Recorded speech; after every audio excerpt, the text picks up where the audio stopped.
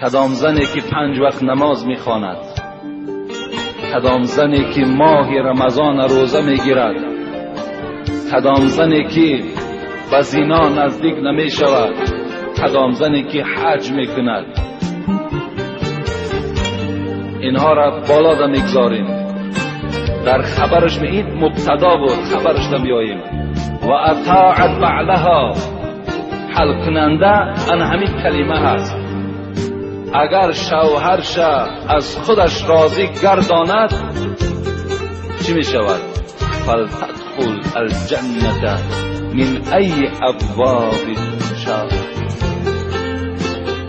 پیغمبر گفتند مادام حاجی باشد، مادام 5 وقت نماز خواند، مادام روزه ماه مبارک روزه گیرد، مادامی که از زنا خودش نگه دارد و در آخر از همه ضرورتر شوهر از او راضی باشد، وارد جنت شود از هر دروازه‌ای که میخواهد.